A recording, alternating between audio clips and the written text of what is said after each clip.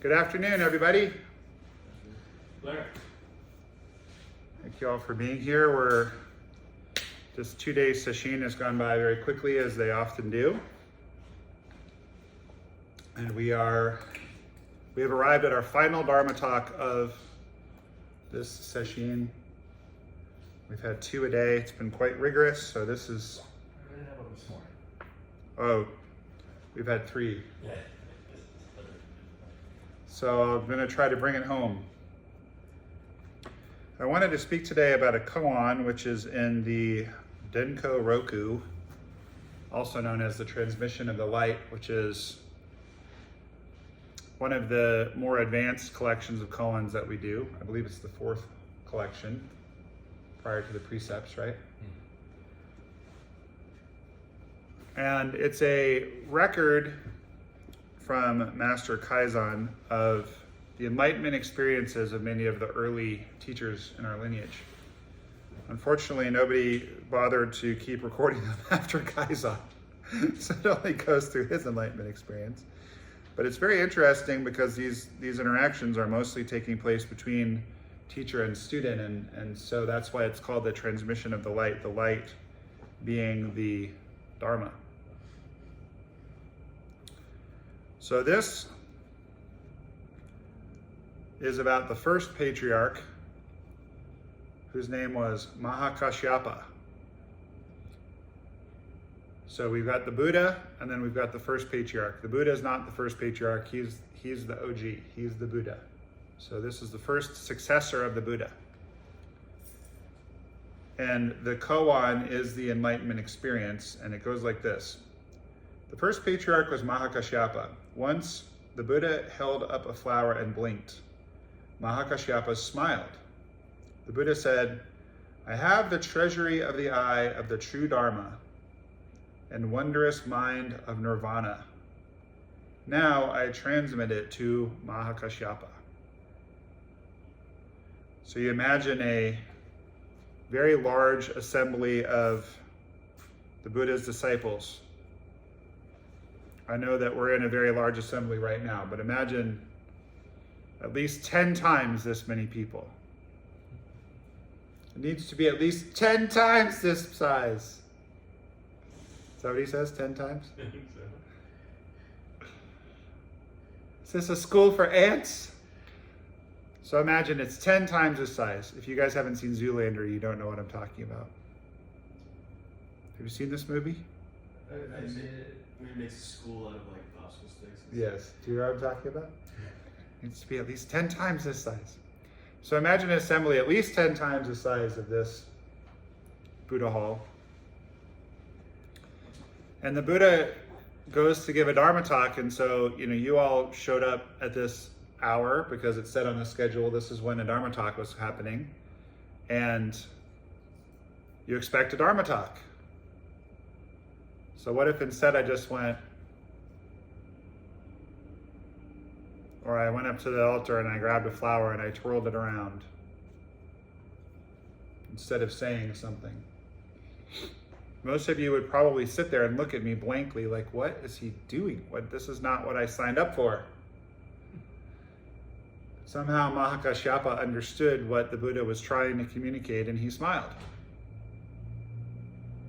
So what happened in that moment? What was transmitted? Bodhidharma, the historical and possibly apocryphal figure who supposedly brought Zen from India to China, he said Zen is a special transmission outside the scriptures. And that's important because Buddhism arose out of Hinduism, and Hinduism is really into scriptures and numbers and studying and lists. This is why we have 8-fold path and 4 noble truths and 3 marks of existence. There's lots and lots and lots of lists. That's to name just a few of them.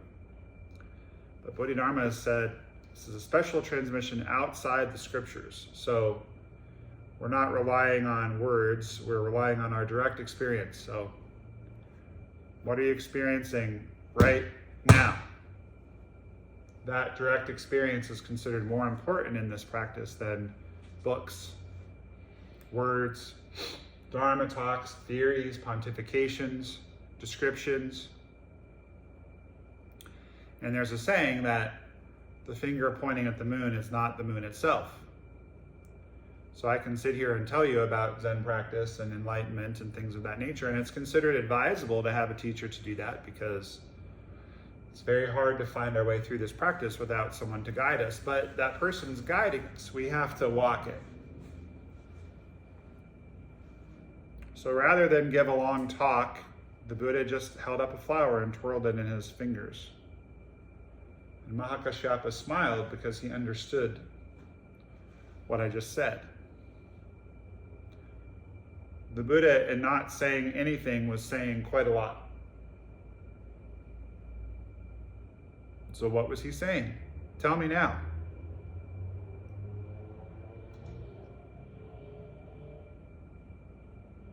None of you dare to speak because you know I'll scold you if you do. What he was transmitting cannot be spoken. But Sensei wants to take a stab at it. Go ahead. I didn't know. I was just saying he's a mean old man. Me? No, I'm a pussycat. This practice is really interesting because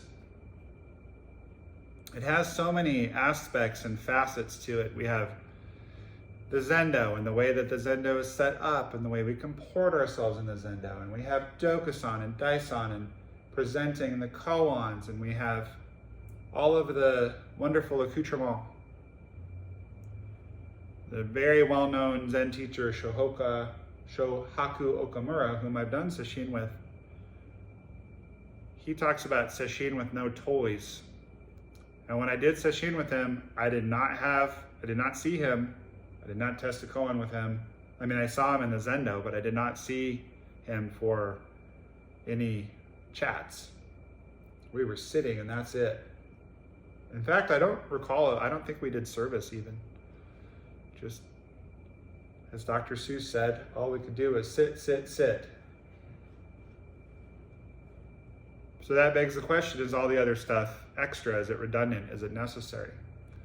I think it is necessary because our practice needs to manifest itself in the world, or else it's not really that useful. You know, you sitting there on your cushion having a blissful experience, or not so blissful, is fine. But what the hell good is it if it doesn't affect your relationships with other people and with yourself? So we have the walking meditation, kinhin. We have service where we're all trying to stay chanting at the same pace. We have interviews with our teacher where we work on koans and try to expand our mindful abilities. We try to learn how to live more from the heart. Well, that's all ways to bring our practice off the cushion and into the world. However, it's important to keep in mind that at the end of the day, all we're doing is just sitting there. Which is very profound, but it's also very simple. When I lived at Great Mountain Zen Center in Boulder many years ago, there was a monk from ZCLA who used to come around. I don't remember his name. He didn't live at the Zen Center, but he had ordained with Maizumi Roshi and continued to live a monk lifestyle. And he stopped coming around at a certain point. I remember I ran into him in the grocery store, and he must have been in his 60s. He'd been practicing for a long time, and I said, "Hey, how come you don't come around anymore?" He said, "Oh, I disrobed. I've decided that Zen is a waste of time." I said, "What do you mean?" He said, "How much time can you really spend sitting there staring at the wall?"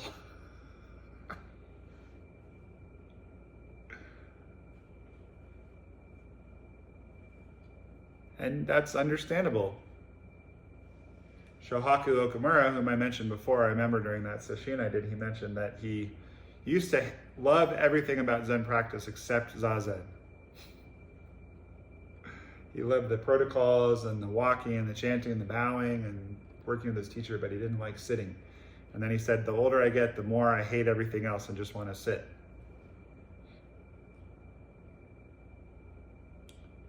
So what is being transmitted when I made Mushin a teacher? What happened? Did anything happen? Did anything jump from my brain into his brain? Or my heart into his heart? Well, yes and no.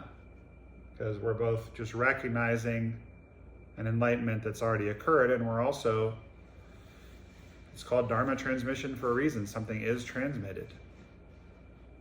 I remember when I received Dharma transmission, my teacher put his hand on my head and said, now you have my Shobo Genzo, do not let it be extinguished. And I felt like an electric, like a lightning bolt went going through my body. It was very powerful. Did you experience that when I did that to you? You did? Oh, good. I practiced a lot. Rubbing balloons. Yeah, the lightning. Rubbing balloons really hard, and then bang. Like the emperor. And I remember the Dharma talk that he gave the night of the week-long session during which I received Dharma transmission. He said, this is a really big deal, and it's not. Which is kind of Zen in a nutshell. We should take our practice seriously. We should take our lives seriously and ourselves seriously. It's very rare to be born human and to have the competency and the time and the interest to wake up. It's very rare. At the same time, we don't want to be too self-important, so you really ought not to take yourself too seriously. Daida Roshi used to say, Zen is like soap. You wash with it and then you wash it away. You don't want to have the stink of Zen. You don't want to be an uptight, well, I practice Zen, so I'm better than you. Nothing bothers me. You're just someone who sits around a lot watching their mind and following your breath. Nothing special. So what the Buddha recognized in Mahakashyapa was that without any words, he not only understood what the Buddha was doing, but he was able to express that he understood it. I have the treasury of the eye of the true Dharma and wondrous mind of Nirvana, and I transmit it to Mahakashyapa.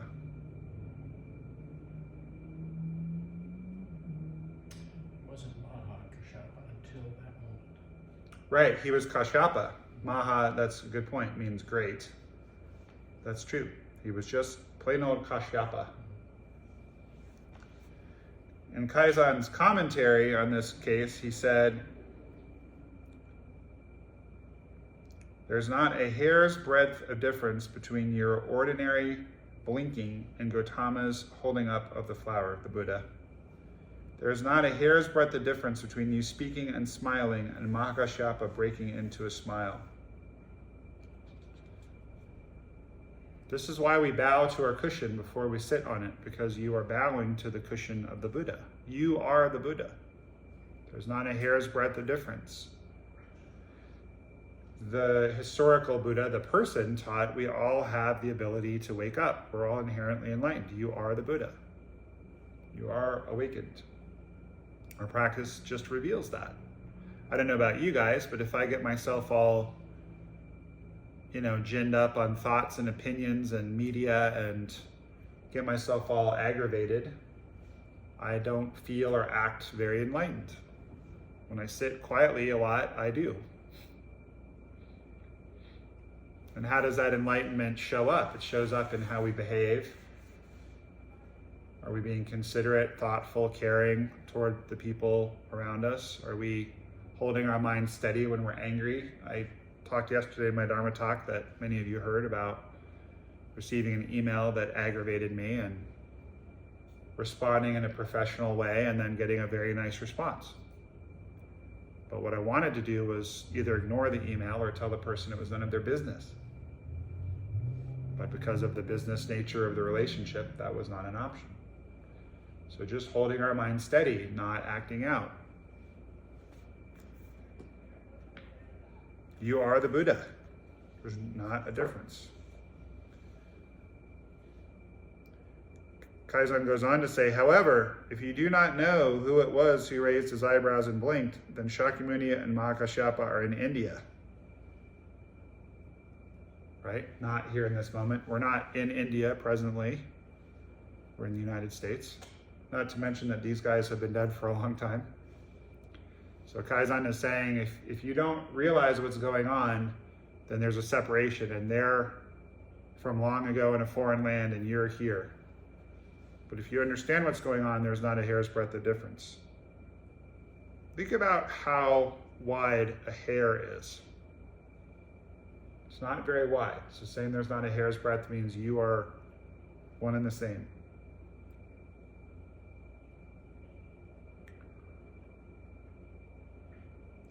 So many flowers in your eyes, so much floating dust, says Kaizen. You have not yet been liberated for countless errors, and for eons to come, you will be ruined.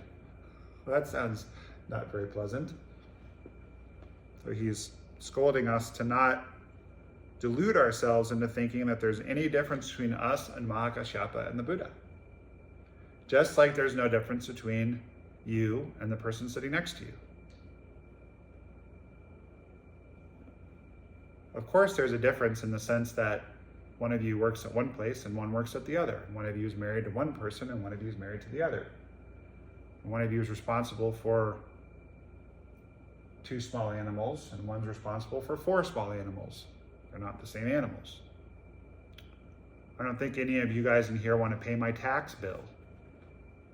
If you do, please see me afterward. If you need to pee and I go pee, you still need to pee. If I'm hungry and you eat, I'm still hungry. So obviously there's a hair's breadth, right? But at the same time, there's not. Because without all of you, I would be sitting up here having unless I was only performing for the YouTube channel, I would be up here having some kind of psychotic break speaking to people who aren't there. But you're here, so I'm a teacher. And I'm up here, so you all are Zen students. You can't have one without the other. You can't be a son without your parents. You can't be a sister without your siblings. So that interconnectedness is a thing. Every single thing you think about yourself, if you go deep enough with it, there's others involved. So none of us are living on an island. So there are separations, and there's not. That's what this practice is about.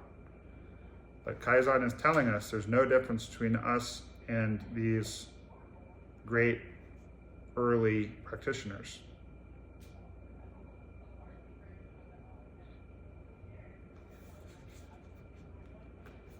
The last comment that Kaizen made that I wanted to read was, daily, the old fellow Shakyamuni Buddha and you walk about, stand in place, sit and lie down together. You didn't know you were lying down with this man who's been dead for 2,500 years, did you?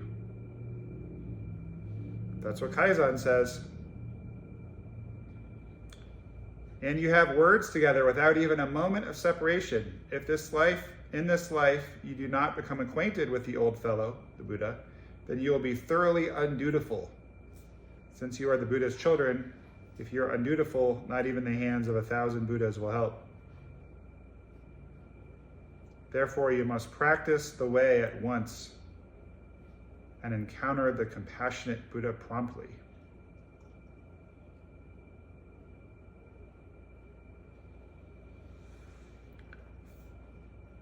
I really like this notion that those who have lived are still living. They're still with us. This is why we chant the names of the patriarchs and matriarchs during Sesshin. They're here. They're right here with us. And all the future Buddhas are here too.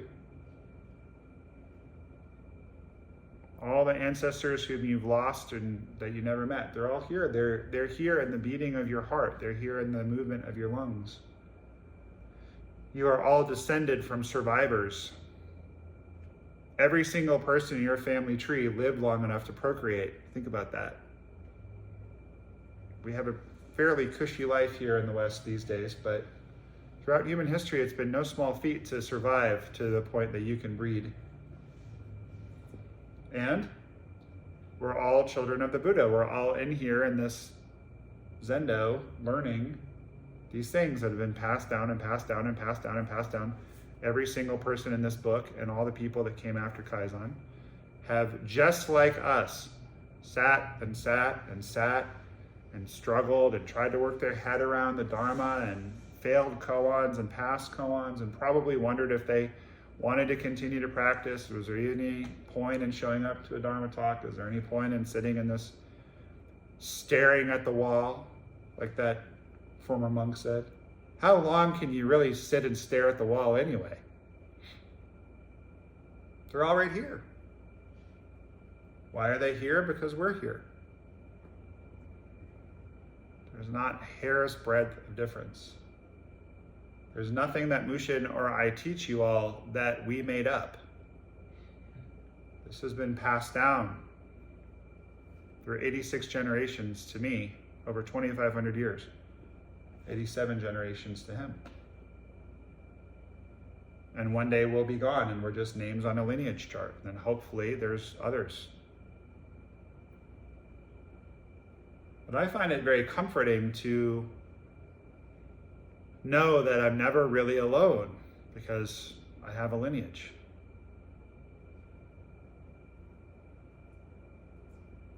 My first teacher, Shishin Roshi, used to talk about that word alone, that, is it etymology?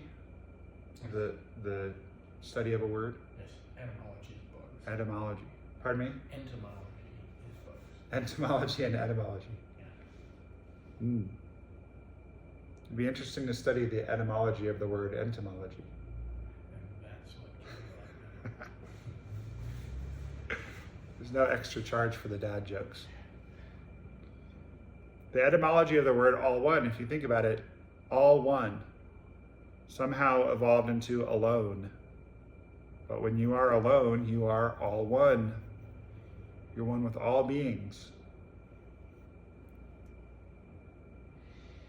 Now, if you at any point in time start to not understand that you're also a separate entity, then please talk to me, because that means you are becoming psychotic. I'm wanting you all to hold that both are true at the same time. This is the identity of the relative and absolute. Two arrows meeting in midair. The oneness and the separateness are constantly meeting. They're meeting with every breath you take. This is what this life is. It's your journey and your path and your heroic story, and it's all things and all beings at once.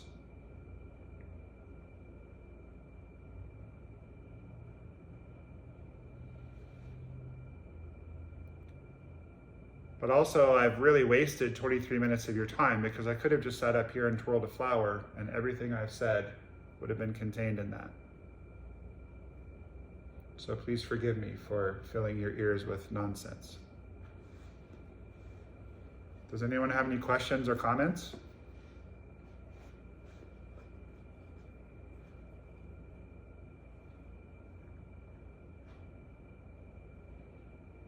Well, I'll quote Shishin again. That either means you understood all of it or none of it.